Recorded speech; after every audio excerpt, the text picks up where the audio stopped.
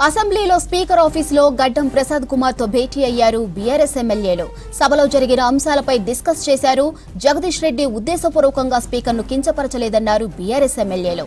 కాంగ్రెస్ ను ఉద్దేశించే తప్ప స్పీకర్ ను ఉద్దేశించి కాదన్నారు. ఇదే విషయాన్ని స్పీకర్ కు వివరించామని తెలిపారు బీఆర్ఎస్ ఎమ్మెల్యేలు. రైట్, దీనికి సంబంధించి మరిన్ని అప్డేట్స్ శ్రీనివాస్ లైవ్ లో అందిస్తారు. Srinivas, over to you.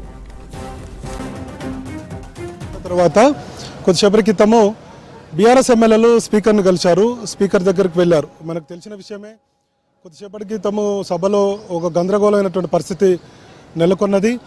So ఈరోజు గవర్నర్ ప్రసంగానికి ధన్యవాద తీర్మానంలో భాగంగా ఆల్రెడీ కాంగ్రెస్ పార్టీకి సంబంధించినటువంటి సభ్యులు మాట్లాడారు. ఆ తర్వాత బీఆర్ఎస్కు సంబంధించినటువంటి సభ్యుడు జగదీష్ రెడ్డి మాట్లాడేటువంటి సమయంలో కొన్ని అంశాలను ఆయన ప్రస్తావించారు. ఏఐ సంబంధించినటువంటి టెక్నాలజీ తోటి ఈ గవర్నర్ ప్రసంగాన్ని కాంగ్రెస్ ప్రభుత్వం తయారు చేసిందని, అట్లనే కాంగ్రెస్ పార్టీ ఎన్నికల్లో ఇచ్చినటువంటి హామీ మేరకు ఇంకా చాలా స్కీమ్స్ ఇంప్లిమెంటేషన్ చేయలేదనేటువంటి విషయాన్ని జగదీష్ రెడ్డి మాట్లాడుతున్నటువంటి సందర్భంలో వెంటనే కాంగ్రెస్ ప్రభుత్వ విప్ ఆది శ్రీనివాస్ అట్లనే మిగతా కాంగ్రెస్ పార్టీకి సంబంధించినటువంటి సభ్యులు కూడా కలగజేసుకోవడం జరిగింది. సో మంత్రి కొమ్మటిరెడ్డి వెంకరెడ్డి అట్లనే శ్రీధర్ బాబు వీళ్ళంతా కూడా జగదీష్ రెడ్డి మాట్లాడుతున్నటువంటి తీరును తప్పుపెట్టారు. ఇంకొక వైపు ఇదే సందర్భంలో తలసాని శ్రీనివాస్ యాదవ్ కూడా జగదీష్ రెడ్డి మాట్లాడుతున్నప్పుడు అధికార పార్టీ సభ్యులు కలగజేసుకోవడం కరెక్ట్ కాదన్నటువంటి అభిప్రాయాన్ని ఆయన చెప్పారు. ఈ సందర్భంలో కొంత అధికార పార్టీకి ప్రతిపక్ష సభ్యులకు మధ్య వాగ్వాదం చోటు చేసుకుంది. దీంతో గందరగోళం నెలకొనడంతో స్పీకర్ ఈ సభను వాయిదా వేశారు. అయితే ఒక అంశం ఇక్కడ చెప్పుకోవాల్సింది ఏంటంటే, జగదీష్ రెడ్డి స్పీకర్ను కించపరిచే విధంగా మాట్లాడారు. ఒక దళిత స్పీకర్ అన్నటువంటి విషయాన్ని అధికార పార్టీ సభ్యులు లేవనెత్తారు. దీంతో కొంత గందరగోళం నెలకొన్నది. ఆ తర్వాత సభ వాయిదా పడ్డ తర్వాత జగదీష్ రెడ్డిని సస్పెండ్ చేస్తారన్నటువంటి ఉద్దేశంతో బీఆర్ఎస్కు సంబంధించినటువంటి సభ్యులు వెంటనే స్పీకర్ దగ్గరికి వెళ్ళారు. స్పీకర్ దగ్గర ఒక దాదాపుగా 20 నిమిషాల పాటు కూర్చున్నారు. 15 నిమిషాల పాటు సభ వాయిదా పడ్డప్పటికీ అది వెంటనే స్టార్ట్ కాలేదు. సో స్పీకర్ కూడా వీళ్ళు బీఆర్ఎస్కు సంబంధించినటువంటి సభ్యులందరూ స్పీకర్ దగ్గరికి వెళ్ళి తమకు కొంత సమయం కావాలన్నారు. స్పీకర్ తోటి భేటీ అయ్యారు. ఈ భేటీలో హరీష్ రావు, గంగుల కమలాకర్, మిగతా కొంతమంది సభ్యులు వెళ్ళి సో జరిగినటువంటి విషయాన్ని కొంత సర్ది చెప్పేటువంటి ప్రయత్నం చేశారు.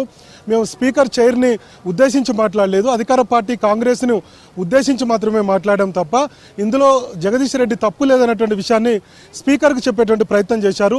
స్పీకర్ను కలిసిన తర్వాత బయటికి బీఆర్ఎస్ సభ్యులు గంగుల కమలాకర్ బయటకు వచ్చి మీడియాతో చిట్చాట్ చేశారు. మేము వాస్తవానికి స్పీకర్ను ఉద్దేశించి మాట్లాడలేదు, స్పీకర్ని కించపరిచే విధంగా వ్యవహరించలేదు.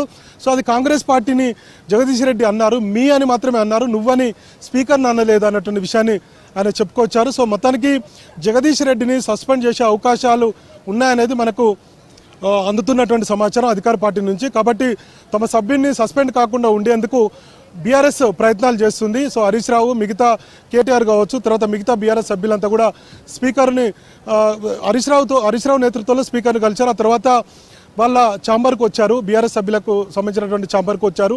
సో మొత్తానికైతే జగదీష్ రెడ్డిని సస్పెండ్ చేయకుండా ఉండేందుకు మంతనాలు అయితే జరిగాయి. సో తప్పు లేదు జగదీష్ రెడ్డిది అన్నటువంటి విషయాలను చెప్పేటువంటి ప్రయత్నం బీఆర్ఎస్ సభ్యులుగా చేశారు. సో హరీష్ రావు ఈ విషయంలో కొంత జోక్యం చేసుకొని కొంత స్పీకర్ని కన్విన్స్ చేసేటువంటి ప్రయత్నం చేసినట్టుగా మనకైతే తెలిసింది. మరి చూడాలి అధికార పార్టీ తర్వాత స్పీకర్ ఎట్లాంటి నిర్ణయం తీసుకోబోతున్నారు. ఇంకొక వైపు సభానాయకుడు ఈరోజు సభలో లేరు కాబట్టి ఆయన అవసరమైతే సభానాయకుడి పర్మిషన్ కూడా తీసుకునేటువంటి అవకాశాలు అయితే ఉన్నాయి. అసెంబ్లీ వ్యవహారాల శాఖ మంత్రి శ్రీధర్ బాబు దీనికి సంబంధించినటువంటి కసరత్తు చేస్తున్నట్టు తెలిసింది. ఒకవేళ క్షమాపణ చెప్పకపోతే ఖచ్చితంగా చర్యలు ఉంటాయన్నటువంటి సంకేతాలు అయితే అందుతున్నాయి. మరి జగదీష్ రెడ్డి తోటి స్పీకర్కు క్షమాపణ చెప్పిస్తే ఇదంతా కూడా సద్మరుగుతుంది. లేదంటే కనుక మళ్ళీ అసెంబ్లీ స్టార్ట్ అయిన తర్వాత ఖచ్చితంగా అధికార పార్టీ సభ్యులు జగదీష్ రెడ్డిని క్షమాపణ చెప్పాలని కోరేటువంటి అవకాశాలు అయితే ఉన్నాయి. మరి ఒకవేళ జగదీష్ రెడ్డి క్షమాపణ చెప్పకపోతే స్పీకర్కు ఖచ్చితంగా చర్యలు ఉంటాయన్నటువంటి ఒక చర్చ అయితే అసెంబ్లీ వర్గాల్లో అట్లనే కాంగ్రెస్ పార్టీ అధికార పార్టీ సభ్యుల వర్గాల్లో ఈ చర్చ అయితే జరుగుతుంది. మరి చూడాలి, కాసేపు అయినాక అసెంబ్లీ స్టార్ట్ అయ్యేటువంటి అవకాశం ఉంది. జగదీష్ రెడ్డి క్షమాపణ చెప్పకపోతే సస్పెండ్ చేసే అవకాశాలు అయితే ఎక్కువగా ఉన్నాయి. ఇప్పటికే హరీష్ రావు ఈ విషయంలో కొంత అంటే జగదీష్ రెడ్డికి సపోర్టుగా స్పీకర్ దగ్గరకు వెళ్ళి కొంత కన్విన్స్ చేసేటువంటి ప్రయత్నం బీఆర్ఎస్ ప్రతిపక్ష సభ్యులు చేశారు. మరి స్పీకర్ నిర్ణయం ఎట్లా ఉంటుంది అనేది చూడాల్సినటువంటి అవసరం ఉంది. సో మొత్తానికి దాదాపుగా సభ 15 నిమిషాలు వాయిదా వేసినప్పటికి కూడా దాదాపుగా ఇప్పుడు సమయం 1 అవుతుంది కాబట్టి సో మరి కాసేపట్లో సభ స్టార్ట్ అయ్యేటువంటి అవకాశం ఉంది. దీని మీద ఎట్లాంటి నిర్ణయం తీసుకోవాలనేది అధికార పార్టీ సభ్యులు అట్లనే శాసనసభ వ్యవహారాల మంత్రి శ్రీధర్ బాబు వీళ్ళంతా కూడా డిస్కస్ చేసుకుంటున్నారు. మరోవైపు ఏమో తమ సభ్యుడు బీఆర్ఎస్కు సంబంధించినటువంటి సభ్యుడు సస్పెండ్ కాకుండా ఉండేందుకు ఇంకొక వైపు ప్రతిపక్ష పార్టీ సంబంధించినటువంటి సభ్యులు బీఆర్ఎస్ సభ్యులు ప్రయత్నాలు అయితే చేస్తున్నారు. మరి కాసేపట్లో సభ స్టార్ట్ అయినాక ఎట్లా స్పీకర్ నిర్ణయం తీసుకోబోతున్నారు, ఏ విధంగా అధికార పార్టీ సభ్యులు మరోసారి ఏమైనా గందరగోళం సృష్టిస్తారా, ఈయన జగదీష్ రెడ్డిని క్షమాపణ చెప్పాలని ఏమైనా కోరుతారనేది మనకు మరి కాసేపట్లో తెలిసేటువంటి అవకాశం ఉంది. కాసేపట్లో సభ స్టార్ట్ కాబోతుంది.